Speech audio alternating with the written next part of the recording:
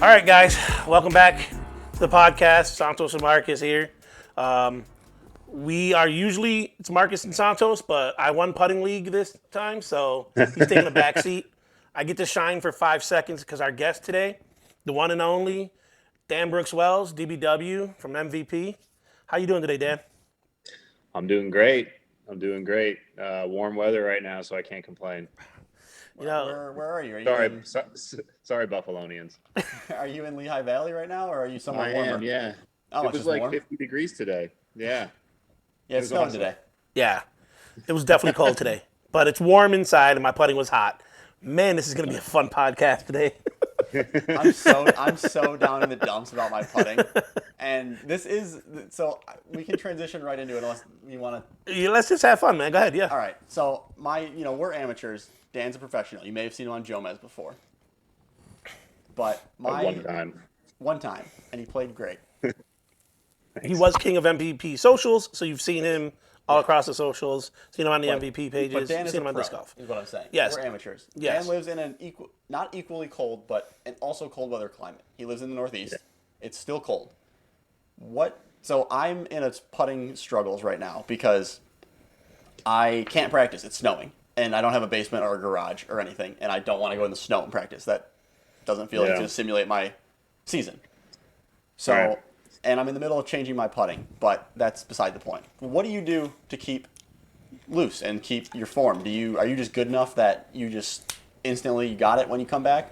What do you do? No, it doesn't work like that. Putting is one of those things that if you're not consistently working on it, it can just go away. In my experience, and I see it, and when I talk to other people, that's their experience as well. And just like anyone else, probably, I hate putting in the cold. Like, you can't feel your hand, you can't feel the disc, it doesn't come off your hand right, and you're like, I'm basically putting with a stub. Like, it sucks. So what I used to do during the winters was, if I didn't want to go outside, and I luckily had like 20 to 25, and then through a doorway 30 feet to work with, putting inside. If I didn't do that, I would actually line up at my couch cushion and just try and get the feeling of the pop, like the wrist motion, and just towards the couch cushion, just pop the wrist and keep this like muscle working in here so you don't lose that during the winter. And then as it starts to warm up, or if you find a warm day, like, get yourself outside and go putt for like half an hour. And the only way to get over a slump is to just keep putting. That's really all there is to do. You can fix stuff and like work around and try and figure it out, but you're not going to do that just sitting and not doing anything. Yeah. All right. I feel like we had this Yeah. conversation with Gambini last week, talking about the putting and switching up and like going in a whole other direction and then coming Well, back or something along those lines. Yeah, that episode's not out yet, so obviously Dan didn't watch it. He's not. Well, no, I'm just saying But, it's a recurring theme that Marcus needs help. no, we were just talking about Evelina Salinen's putting, and we said, if you're missing 10 footers, maybe just stop spin putting, just completely change it and go to a pitch putt or something. Just try something totally different. Yeah. So like, that's actually funny because I was starting to develop a spin putt, but it was for like outside of like 40 feet.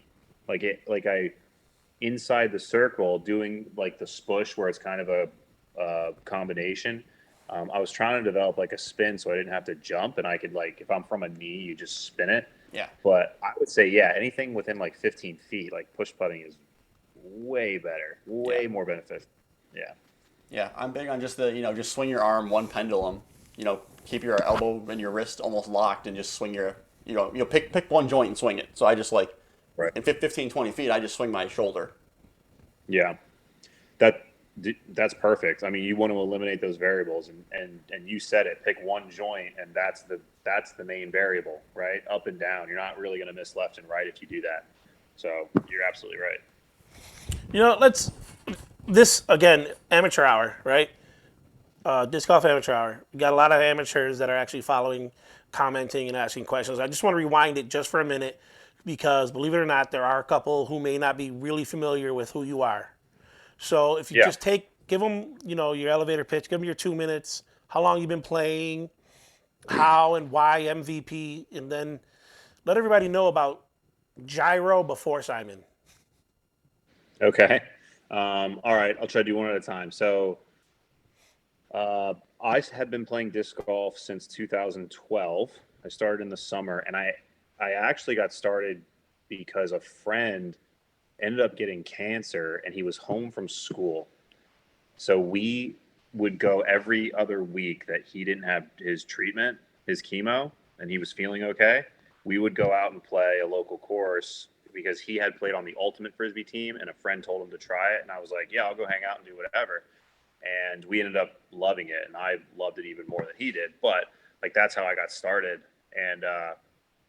and from there I kind of like found the club scene, and then from the club scene they introduced me to tournaments and like leagues, and then from the leagues as I started to get better, you get involved with the better players and they're traveling, so then you go travel with them, and it just kind of snowballs itself over the years. So yeah, I mean, I played a lot in college when I went to East Stroudsburg University in the Poconos, and this computer just timed out on me. Hold And do it, Marcus. Do it. And we're back. All right, good. on. So I played a lot at ESU when I went to college in the Poconos, and those guys introduced me to the leagues and the club scene, and like that's really where I got the real competitive start. And as you get more competitive, you go out looking for sponsors, and a lot of the people who came over during COVID or just started playing this past year, um, sponsors weren't like really out looking that hard, it seemed. So you had to present yourself to the sponsors unless you were like lead card every week. I don't think people were getting as many looks. So, and there wasn't as much money in it. There really wasn't these big deals you see, right? Like Simon's deal it's insane, it's awesome, but we've seen it through Macbeth's. You know what I mean? So before Macbeth, before that, like everybody was living out of a van, it seemed, or a car or Airbnb, and now these guys can afford these big RVs and all this sorts of stuff. So that is what disc golf was before the boom of COVID, really. Um, as far as me getting on the team with MVP, I had reached out to a few companies. I was like just starting to creep into the pro field, and I had been traveling a little bit with some of local pros that I knew, but I didn't think anything of touring. It was kind of just like get myself a sponsor to help cover some stuff for some local events, and that's pretty much what I did. And at the time, a lot of people might find this surprising now, but at the time, MVP wasn't a big company. Like nobody really cared about them. It was Innova. Even Discraft was falling off. Like I don't know if you guys remember that, but Yeah. Discraft was like nothing. Innova was the champ, and then Prodigy was huge because Prodigy signed all those guys like Ricky and Yeah, like it was like that team was like Ricky, who else? Yuli, Shoestrick, Yeah, yeah, even Nico was on the team at that point.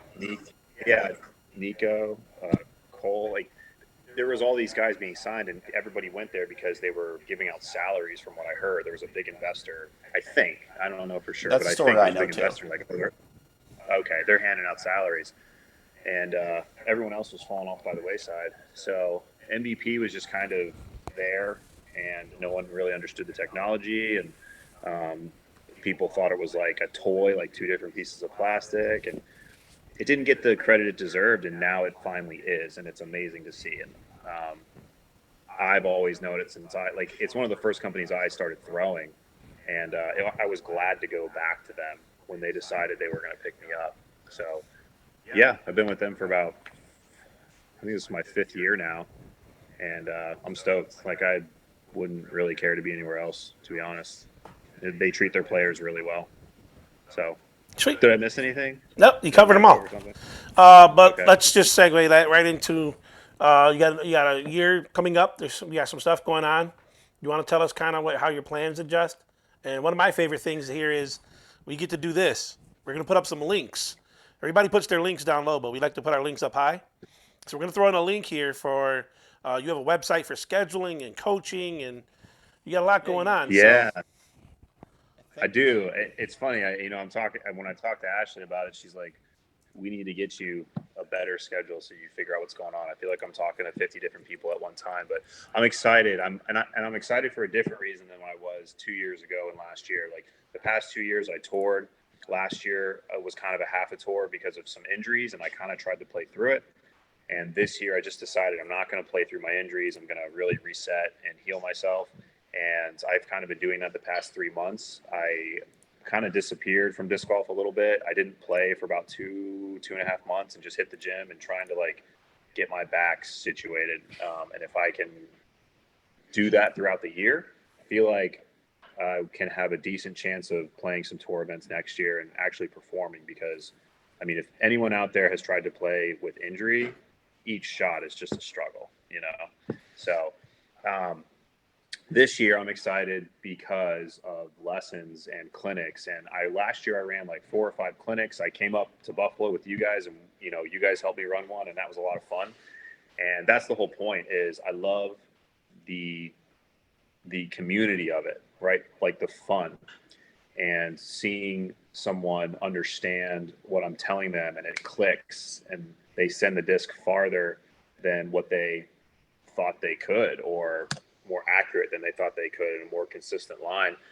And that's what I want to do this year. Like I have been doing some private lessons the past month, and I've been really enjoying it. And yeah, I'm gonna try to go over the Northeast again, 1 week here, 1 week there, do some more clinics and stuff. But that's really what I'm passionate about for this year.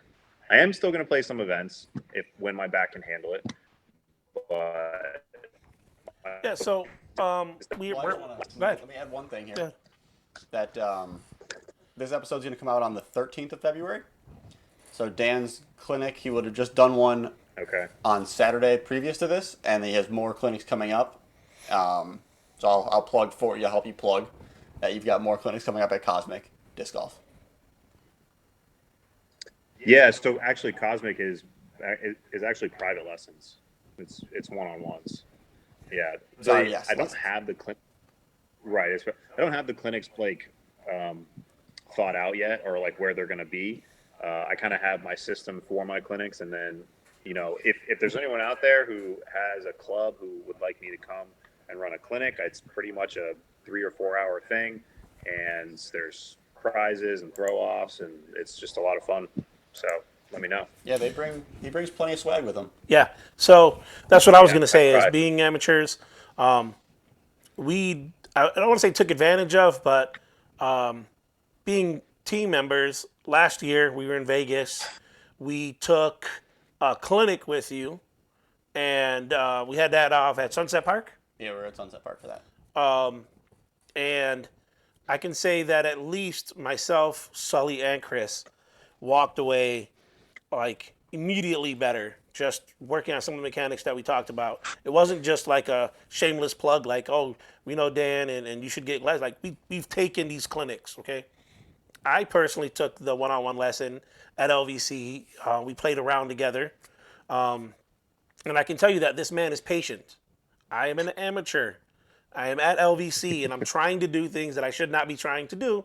And he's reining that in. He's patient, talking to you. We talked shot selection. We talked course management, when to run it, when not to run it, even though I'm full send Saturday every day of the week.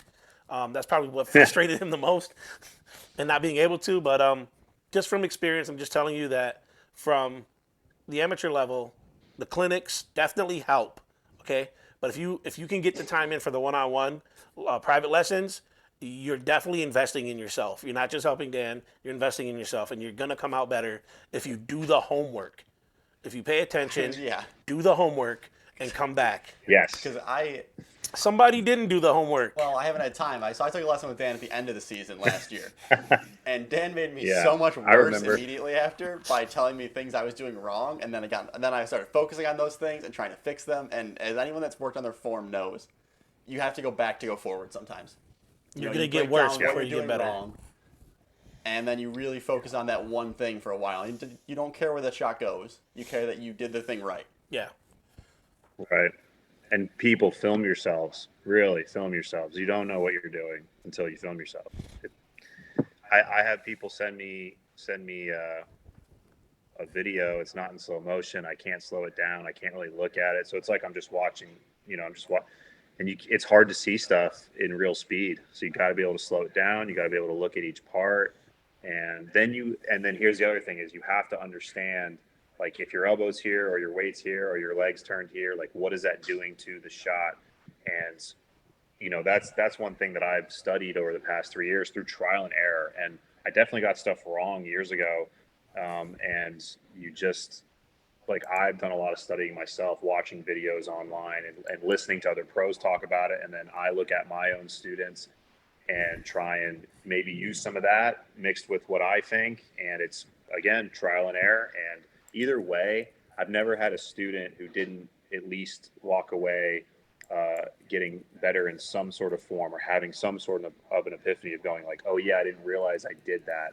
Now this is what I got to do to fix it. But like you were saying, it's the work, it's the field work. The students I have now, I pretty much tell them you can't book a second session until you do your homework because it's pointless. There's no point. Like it is. So, yeah. It's a valid point. So, are you able to? Do you have some fun stories from your tour? Anything you want to share with us that are, a lot of people put some of these like 10-50 boys or 10-25 people on pedestals and like they're not that approachable, but a lot of them are, right? And a lot of them share stories. They're just like us. Yeah. Well, a little bit better than us, but they have fun. They're just better at throwing frisbees. I mean, that's really what it is. I don't like people getting big heads about sports in general. I don't understand it. I don't get it because you're literally just like a doctor saves a life, and we're just throwing a round object. You know what I mean? That being said, like go up. Don't go up to them during their round because they're focusing and that's how they work.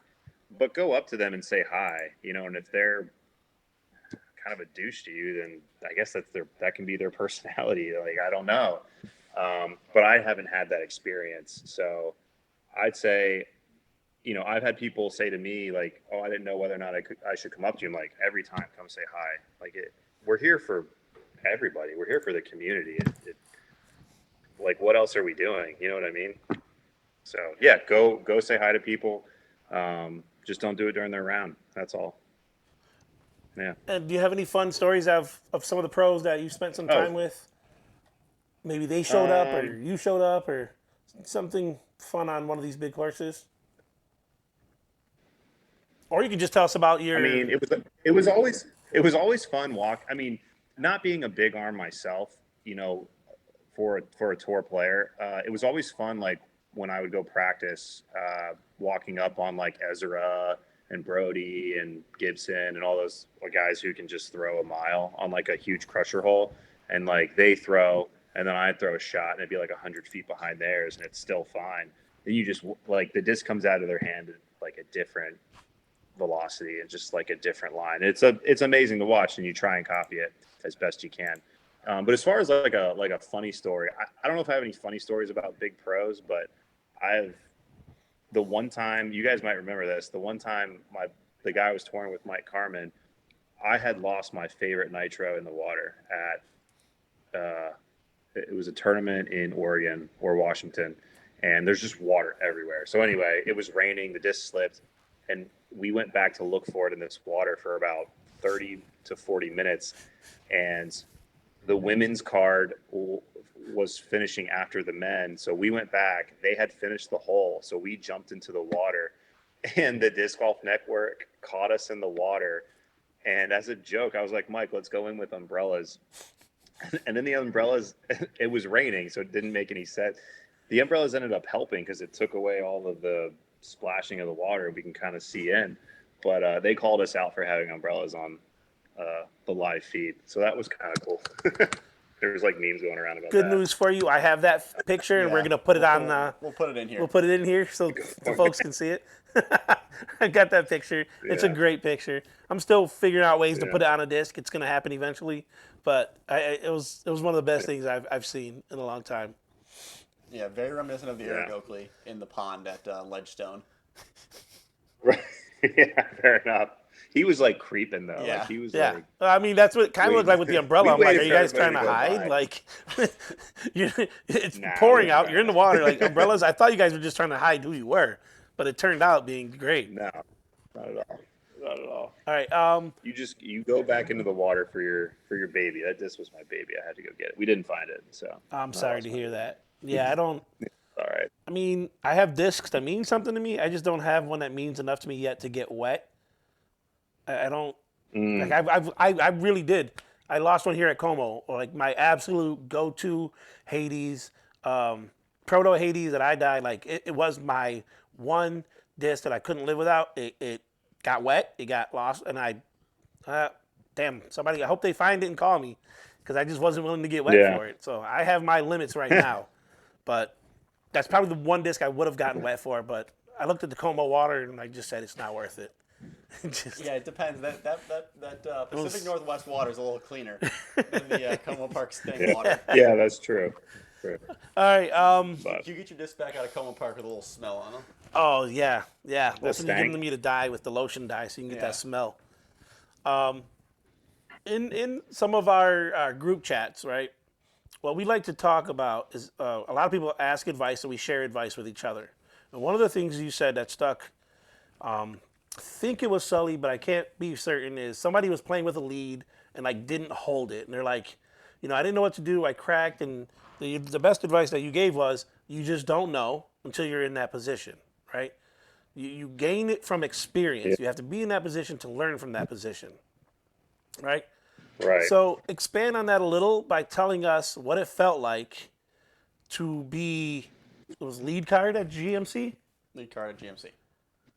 Like that was your first time lead card on On cover. Yeah. coverage? Yeah. I mean that was my only lead time on like the Pro Tour coverage. I got close another time or two, but that was like it, right? Like I wasn't even 1,000 rated yet, and I just happened to have a round one that every putt just went in and every line was hit, and so that second round, like the day before, I was excited, and then that morning you're just a ball of nerves, and I tried to find a way to relax, listen to music, stretch, meditate, whatever you need to do, and the round doesn't start till like 3, right? So that you have all that time to just like think, and like you can only putt so much, and you don't want to tire yourself out for hours. So that round, like for me, it was like playing with the guys that everyone watches every week, and you're like, if I have a good round, I could play with them, and it just happened. So I was like out of body, especially for the first shot. Like I had to walk up to the tee and just act like it was a normal round. You know what I mean? Like as hard as that sounds, but the first 4 holes, the first 3 holes, 4 holes, like I'm just still in awe of the moment. And like there's Paul, there's Conrad, there's Christic. Like I'm playing with these guys. This is really happening, and just like anyone else would be, I think. You know what I mean? And then you realize that they're just sticking to themselves. They have their own game. They don't care about anything else. And then that's just what you have to do. But I do remember that after the tee shot on hole 4, Conrad, I think, could tell I was quiet, right? Because I was the new guy and nervous. And he chatted me up a little bit and made me feel a little bit more comfortable. So I'll always remember that about him. And I even came up to him after the round and thanked him for it. And he's like, just him. He's just like, yeah, cool. It was fun. Yeah, hope to play with you again. And Conrad impression. so, yeah, thanks. So yeah, after like 4 or 5 holes, then you just sink in, and it's just like any other round, is what I told myself, right? But it was the most important round of my career, essentially. And did it eventually calm down, or were you just hyped the whole time? No, it calmed down. It was kind of after Conrad calmed me down, and then I got a birdie on hole 4, which is like my favorite hole on Fox Run. And then I birdied hole 5, and I birdied hole 6. Okay, so you And were then I was like, all right, here we go. This is just like any other round. just try to be a little bit more careful and not throw it OB. You know, so I did settle in and calm down. It ended up being a good round. I think I ended up like 3 down. I made some mistakes, but that happens. You know, it doesn't matter. So, and then I had, you know, afterwards, the owner of Jomez, John, he saw me like on the resort, and he was like, "You did great. Like it happens where new people get on, and the pressure gets to him." And he's like, "You did great." And that was probably one of the best compliments I could have gotten. That made me feel like I belonged, essentially. Nice. And I mean, you do. You have a presence. You're on socials. You're very relatable. People love watching your videos. We love watching them, sharing them. We have fun. Dan is Thanks. one of the funniest people Yeah. I've ever met. I mean, I was going to ask you to just start off the podcast by eating a banana, just to reintroduce that to the people, but we're gonna walk that back and maybe hold on to that for the next time you visit. Our studio audience loves Dan too. Yeah, we have a studio audience today. Nice. So she said, Thank you, I studio recognize that. That's Dan Brooke Wells, TikTok famous. TikTok. So I tried. this round with Conrad was pre-MVP Conrad. Yes. Just for the people that can't It track was. with us, you know, some of the newer people. Then he joins MVP, Yeah. and then I don't know if we have a link or we can share it, but I'd love to do it. You got to do a video with Conrad. You guys did a practice round, right? Practice round, yeah. We did, yeah, at Worlds. So that was the first year I went on tour, and I had told our team manager Andrew, like, anytime you need a video done, like, I'll do it. I'm ready to go. Like, put me in. And I got a call from him saying, like, can you do a round today and like weeks later, like, can you do a round today at whatever time? Sure, yeah. And then, like, it wasn't supposed to be me. It was supposed to be why am I blanking on his name? He's the MVP player with the very long Villeneuve. beard. He's awesome. Why? I'm so sorry, I can't remember his name. Is it Justin Villeneuve? Is that his name? Yeah, it's Justin. It's Justin. And he had an injury, so he couldn't do it. So Andrew gave me the call, and I was like, let's go. Let's have some fun. So I was very appreciative to get that call and that chance. And yeah, Conrad's awesome to play with.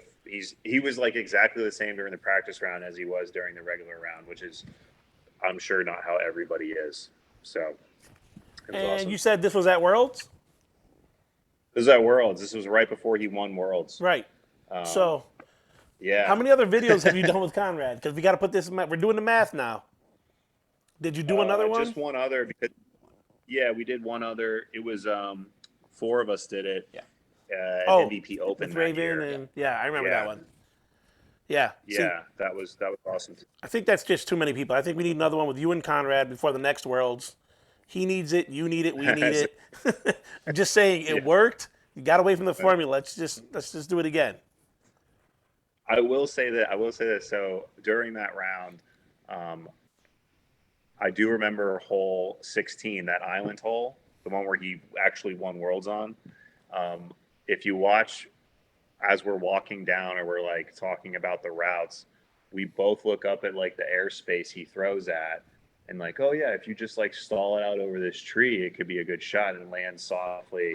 He ends up acing it during the round, and then he ends up winning Worlds on that hole. And like, that was pretty sweet. I'm glad that they went back to that hole to do the playoff. It was awesome. That worked out very well for both of you. That's an awesome Yeah. story. See, I didn't know about that during the practice round. Yeah, because it, as tournament directors, we have to read the PDGA rules because ties and tiebreakers. So you have to designate those holes ahead of time. Otherwise, it would just go to hole Right. 1 as the default if you don't. So they had to designate Okay. what it was 16, 17, 18 or something like that. Yeah. On a loop for that tournament. Because Yeah. there was one tournament we held They here might have, yeah. that you were playing and you tied someone. I was like, I came back from my round to be like, oh, let's go get let's go finish off the MPO card. And they were like, oh, they already went out. They just started hole 1. And I was like, well, it's a good thing we were starting at hole 1 anyway. Yeah, Yeah. we didn't announce it ahead of time because was that's the only way you Karsten. can change up and designate holes. So if you don't announce that ahead of time, then you keep playing straight through. Talk us back in, Marcus. All right, we're back again. I love that. All right, so we're talking about the Como playing through. What a lot of people don't know, they just think, well, TDs throw a tournament, they fill out something on their computer, and then they're done. Like, there's a lot that goes into planning it ahead of time. There's a lot that goes Yeah. into being responsive in the moment. That's why you should have a team of people working with you, which we do. So Good idea. Yeah. we kind of knew the rules. We just didn't really plan for the extra holes. And then when we realized there was going to, we realized our mistake because we would have liked to see some water holes come into play for that overtime. And we'll take that as a lesson learned for the next time and have all of our holes planned out. Just like this podcast, everything with us being amateur is take it as something that you learn and you grow from it. So it didn't Slave. impact the playoff, right? Like No, you guys play. Actually, we had 2 playoffs. We had Pardon? 3 playoff, and then we had the MPO playoff. I think unfortunately Dan lost on hole 2 of that one. Yeah, Carson was planning great that round, especially. He putted really well. That was something I felt he had struggled with in years past, and this tournament his putt was on point, and he throws a mile. So if his putt's on, he's tough to beat. Yeah, I think he took 3 of our tournaments last I year. think he won at least 3 of our tournaments. He's a good player. Yeah. He's a good guy too. He's beating us up in Winter Team Challenge too. Yeah, he and Melinda. I just heard last week that they were part of the winter. They're coming in from Rochester for the winter challenge to beat up on a Bunch of amateurs. A bunch of amateurs. No, because everybody has same format, right? Yeah, we have 3 So pros on every You team. get 3 pros on every team. You just got to pick your pro. I might have cherry picked one. I I might have see. stolen one pro from the Ellicott Creek team. Yes, you and did. then they added Carson and Melinda. And that with their free taught space. you a lesson. Oh, we have room. And Melinda, being FPO player, she's top in the entire area. I don't see her losing too often myself in this No. area. So, I've seen her. She's great. I've seen her playing and hanging with some of the MPO players. Like, she's really, really good. So they picked up. That was, Is. I forgot who you took from them, but Sam Border. Sam Border. Sam Border's a good player, but they definitely upgraded if they got both of them on their team. Yeah. You trying to look up her rating? I swear she won some world event, Yeah, she beat Paige. So but her we PGA can- expired. So we I can can't check see. this later, but the story goes. This is how I found out. I was playing for about 3 or 4 months during the first team challenge when we traveled to Rochester. Yeah. And our team was playing their team, and they put me up against her. I was the bottom guy, and they had me play her. Nobody told me anything. They're just like, you're up against Melinda. She's a really good player. Good luck. And I'd only been playing for 3 or 4 months, so you don't expect anything. Yeah, get my butt whooped. I didn't get shredded, but, got beat. You I got beat. I got beat. So then we played doubles. Oh, double story, a twofer. We played doubles. He's my partner. And they were beating us by 1 stroke after like hole 4. And then it was just catch up. We'd get even, they'd take the hole. We'd get even, they'd take the hole. And we did that up until hole 17. We took the lead, finally. So we had the lead going into 18. She was none too happy about that. And she's sitting there and she's looking up at me and she goes, like, why are you throwing frisbees? You're like a linebacker.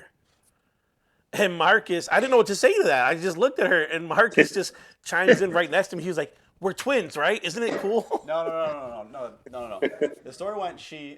That was a different. She did say that. Yes. The twins thing. She turned around and said something to me, thinking I was you. Ah, okay. And then I was like, oh yeah, we're twins, right? We look identical. So we've been twins ever since then. But we beat her. We beat the doubles thing. And then We did win that after it was done, Justin and Bob pulled me aside and said, yeah, the girl you played, she beat Paige Pierce for an amateur championship or something like that. I'm like, you tell me after? Like, team challenge? Like, you don't tell me this beforehand? Like, no, we just figured you'd get nervous, so we didn't want you to know anything. I'm like, this is something you share with someone before you just, like, send them out Throw to them to get the wolves. whooped. Yeah. Yeah. Like, hey, you're going to play someone who beat Paige Pierce. You cool with that? No. Did they think I wouldn't show up? Like, I mean, I was in the honeymoon phase. 3-4 months in, I couldn't get enough. I was playing in rain, snow, sleet. I was playing all the time trying to learn this game. And Bob and Justin took the time to teach me. I wish I could look. I wish I could The see what event addiction's it was, real. but her PDJ is not is expired, so you can't see because our great governing body is excellent at record keeping. We can reach out, and the magic of Yeah, I'm sure editing we can is ask her, we can but put something in there. what jumps out to me right here is the 148 career events, 102 wins. Yeah. Yep, it's pretty amazing. Now, the only thing you have to take out is I'm sure that there are events where she was the only player. Definitely. But that still being said, even if it's say 30, it's still an amazing record. Yeah. You know what I mean? Man, it's incredible. I've seen her play, so I don't doubt it. Yeah, I've seen her play. Yeah. So, tell us how you kind of showed up on this. Like, you were in Rochester. That's how you kind That's of how we became found- local-ish. Yeah, that's how we figured out who you were. Like, Yeah. we knew You who kinda- you were hold on. because of that. Hold on. You're breaking up. Okay. Sorry. I was just transitioning to Rochester area. You became local-ish by ending up in Rochester. Like, you're from PA, but you ended Yeah. up in Rochester for whatever Yeah. reason. How did that happen? And like, because when I met you, I just thought you were from the Rochester area. Oh. You thought that too? Yeah. Yeah, so I moved up to New York originally for a job, a sales job, with Nestle, and I lived in Syracuse for the first 2 years, and then I had a life event happen, and then I moved to Rochester. I moved in with Chelsea and Worm. I'm sure a lot of people listening know who they are. Chelsea ran a lot of stuff, and Worm's a good open player. And I lived with them for 2 years, save on rent, and to just have roommates and to be a part of their community. You know what I mean? So that's kind of how I ended up in Rochester. I felt for my job. It was more sales all over it because kind of much like Buffalo was a big territory for me. So I was actually in Buffalo a lot, and then I started making friends out in Buffalo, like you guys, and like Buckley and Steeler were a big influence out in Buffalo for me, and I got involved in clubs and tournaments out there basically because of them. So led to knowing Justin and Lisi and Santos and like everybody. So, Buffalo is kind of a home away from home as far as the disc golf world in my eyes. As long as pretty it's awesome 70 to have, degrees and above, you know. right?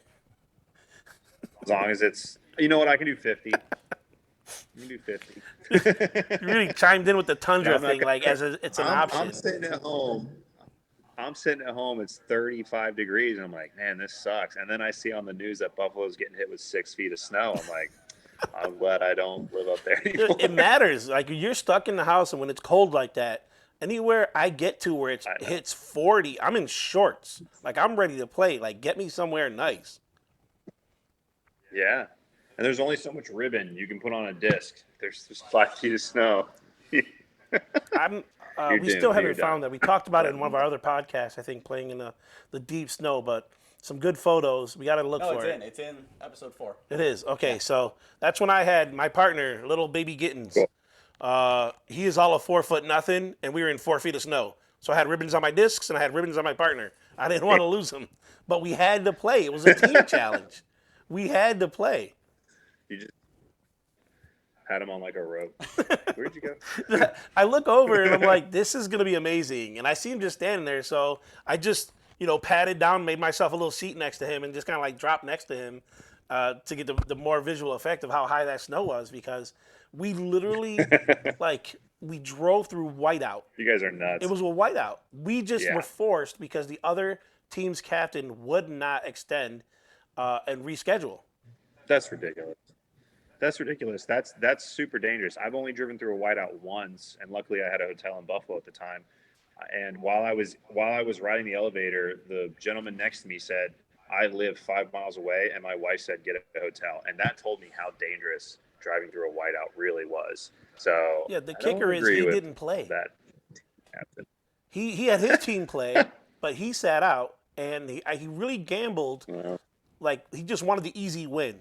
So he just gambled that we would say no. I see. Then we showed up, and then we started kicking their butts all across the board. Their guys started dropping and quitting and didn't want to play the second round, and then he asked us to reschedule. He had to take the L on that. Oh, really? Well, there should probably be like a president or a person to oversee that. There is now. No, There is this now. isn't a good idea. There's Okay, now. cool. Yeah. Cool. At Good. the time, the one who was in charge, like, we were all texting and complaining, like, this is ridiculous. We can't play in this. And he's like, He's unwilling to Right. budge. You either forfeit or you show up. And then his team basically forfeit once we got there. We, we have a clause in the rules now, so if there's any scenario like that, you can just move to a better place. Which is what we asked for, a neutral site. Yeah. That's all we asked for. But anyways, if we can Right. get, he got the picture from the last one. It's got the just, picture. it's in an episode amazing 4. picture. It made it through the rounds. Cool. I think it was on Reddit and a couple other ones. It made Over. it social rounds. So I don't want to pull the trigger just yet, but Charlotte is always on my mind. Not necessarily Charlotte, but the magnetism of that being the mecca of disc golf for the East Coast and being within driving distance Yeah. of it is on my mind. Especially since I was there last week in shorts playing, and I love Hornet's Nest. I don't know why. I'm not a huge fan of trees, but I love Hornet's Nest.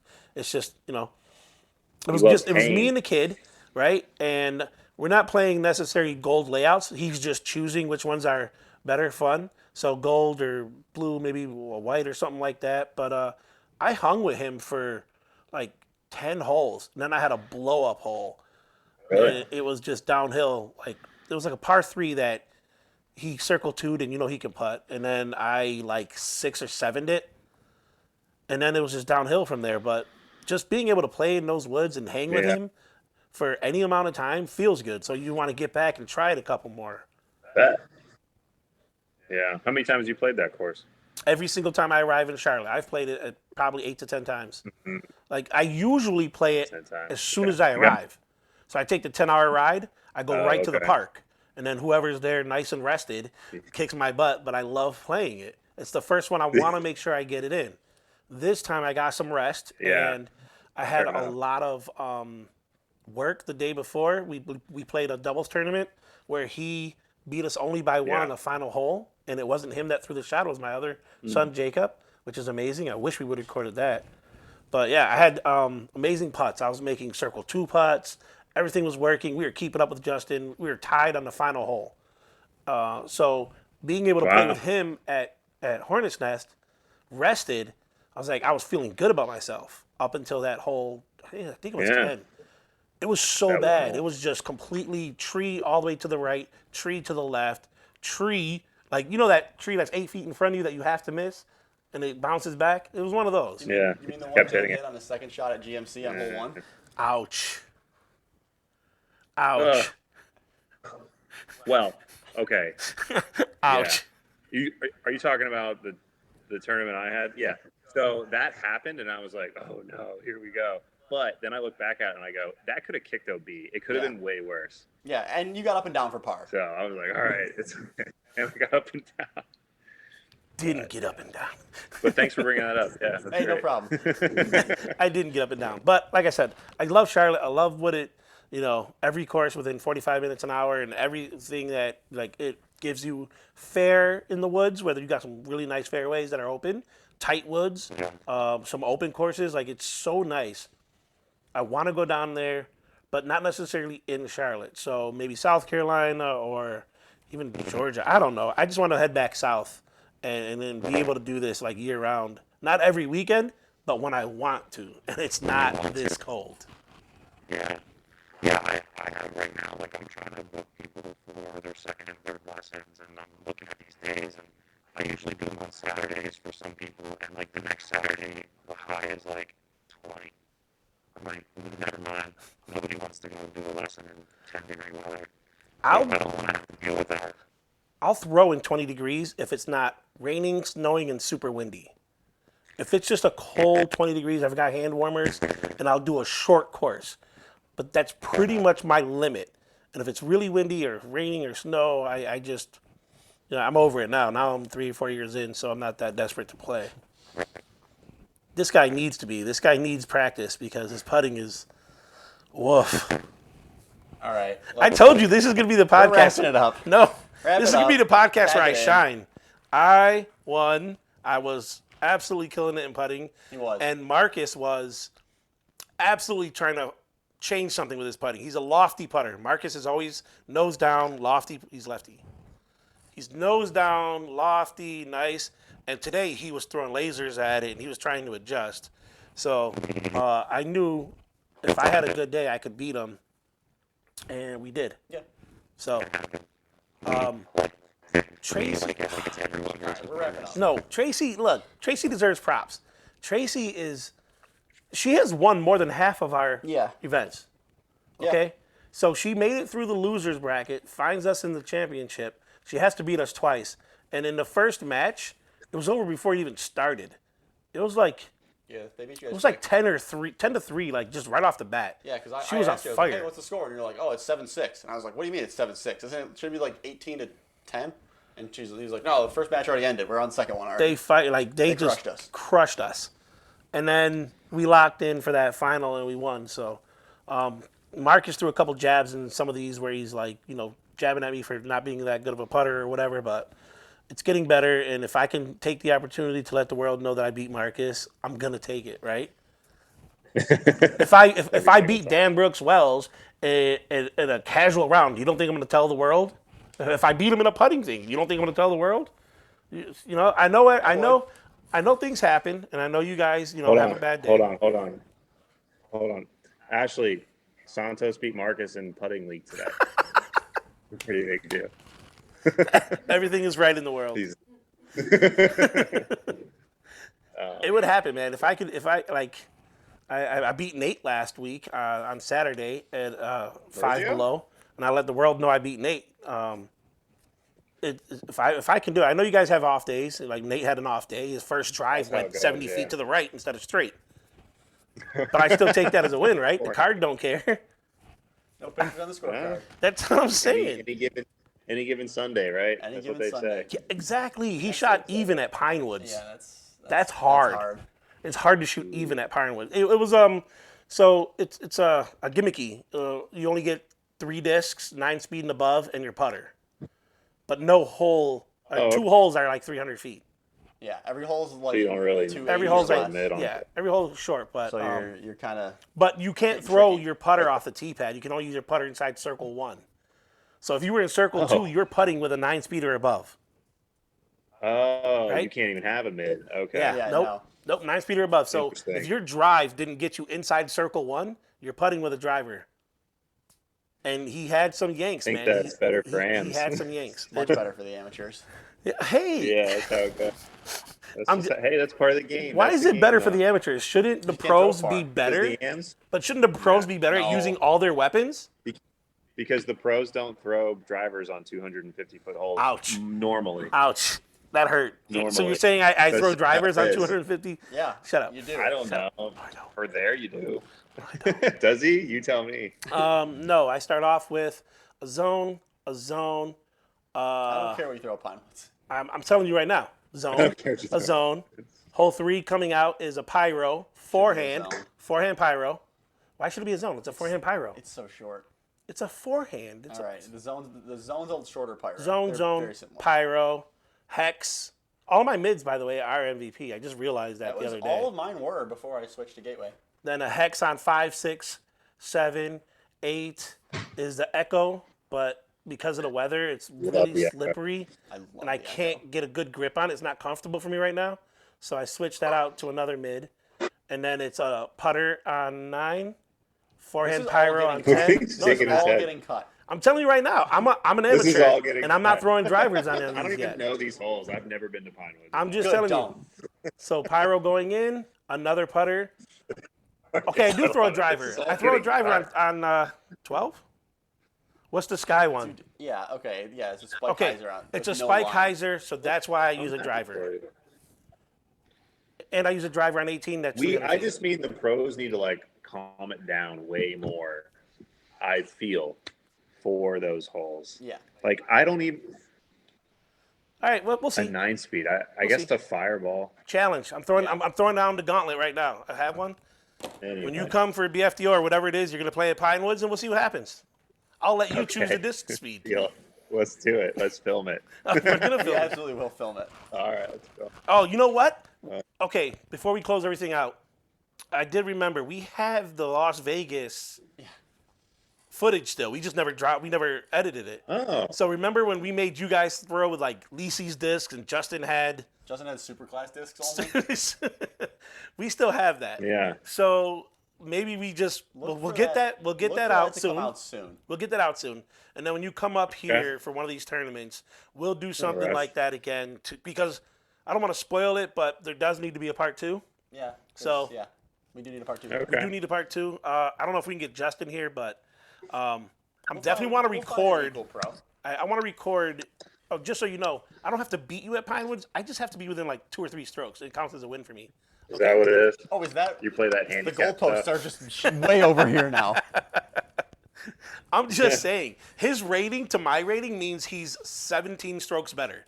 So if Listen, I get within 2 or that 3, it's a handicap win. stuff, it doesn't mean anything to me. But when I say that round at Emory doesn't count, all of a sudden that Emory round counts. But you don't. It does count because you're higher rated than me, and I beat you at the gold tees. Why wouldn't that count? Dan, why wouldn't it count? If we both play in the same conditions from the gold tees, Yeah. why wouldn't I count that as Yeah. a win? I beat him. Marcus, why wouldn't he count it? Because I gave up after 9 holes, and I should have just gone home, and I just You stopped gave up after playing. mine. He was losing after 9 holes. No, I wasn't. I had him beat. I don't have the scorecard. No one. I will find that find it and scorecard. send it to me so I can put it in. We keep talking about this stupid round. It counts. I beat He's you. talking about this one. I've got witnesses. It's not like we were just there alone. There was like 6 of us there. I've got witnesses. Dan, any last Okay. words? Yes, thank you. First of all, I want to say thank you guys for having me on. It was fun. Santos, congrats on your win tonight. That was awesome. Marcus, I'm so sorry. I do have a new stamp coming out, the Banana Bear. If you haven't seen it, you can go onto Facebook or Instagram or Can we somewhere share where I it posted it. here? Yeah, 'Cause I I'll- do have I'll a put a copy picture of in it right Yeah, somewhere. you can share it.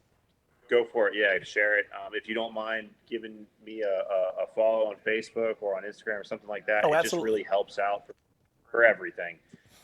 And then the other thing that I'm excited about, I just kind of started working on it, is I am going to create a Facebook page. It's going to be private, but most people are going to be able to get in it. But a Facebook page for basically disc golf training. So not just lessons, but things that I feel disc golfers need to do on a weekly or monthly basis, as far as like different exercises. Like it's a all-in-one stop shop. Exercises you can do to strengthen, to gain flexibility, what to do in the off season. And then also, I want to put up the people that I'm working with now, giving me permission to use their videos and kind of do form analysis through them, and what drills I'm having them do between practice sessions. And I want to make that available for everybody who really wants it. So, yeah, keep a lookout for that. It'll just be called Disc Golf Training by DBW, and I'll give it to you guys, and I'm sure you'll. We'll be We'll sure to have have some all fun your in it, links too. and everything for them to follow, to keep track Yep. of all of that. And And Cool. as soon Thank as you. you have space to help Marcus with putting, just shoot him a text, and maybe he can do better next We'll week. figure it out. Just make it. That's what I was told Oh, one why time. didn't I think of that? Put it in. Just put it. Yeah. I don't know. We'll try it That's next why, that's why time. you're Oh, the pro easy. and I'm the amateur. So easy. Just make it. And the last thing I'd say is right now I'm actually doing a fundraiser. I've been talking to someone who understands cameras and YouTube and videos, and I have been advised to get a better camera besides my phone. And cameras are not super cheap, so I'm doing a fundraiser. I have some of my really old stuff that I'm selling right now. So if anybody is interested in that, feel free to reach out. I have a few of them left, and I'm giving away a bunch of stickers and all sorts of other stuff. And you get $5 off a purchase of my new stamp if you buy one of my old stamps now. So And just a little thing I'm doing. we are also contributing. We're going to help him. We're going to throw out in the next, I think it's a week and a half, 2 weeks, we're going to have a couple of dies that are completely going towards his fundraising. So look for Thank you. that. A couple of them are going to be MVP for obvious reasons, but we're going to throw a couple of glows because he doesn't care where the money comes from. We just want to help him get the camera, because who doesn't want more content from DBW? Besides Thanks, putting guys. tips. And I'm planning on doing a lot more. I filmed a video today. Like I'm trying to get the YouTube page up and rolling. Last year it was kind of just like a thing, like But this year, I kind of want to be more structured and give some content that people really want. So if you guys have any suggestions too, what you like and what you don't like I'm all ears. Let me know what you guys want to see. Yeah, let us know in the comments what you want to see from Dan. Please. This has always been give and take. We're learning, we're growing. So comments for everyone around. You have something for us, you have something for him. Any questions, concerns, comments, drop them all below. And one of the most relatable pros you're ever going to find. He's going to get back to you. He's going to answer you. He's just an all-around good guy. We can attest to that firsthand. Thank you very much for joining us, Dan. Really appreciate it. We look forward to having you on again once the season kicks off. If you'll join us again. Of course. Ah, Of course. It'll be fun. Thank you guys again for having me. Appreciate the disc and everything you guys do. all right, man. Thanks. Take care. Good luck. Thanks. See you guys. Bye. Bye, Dan.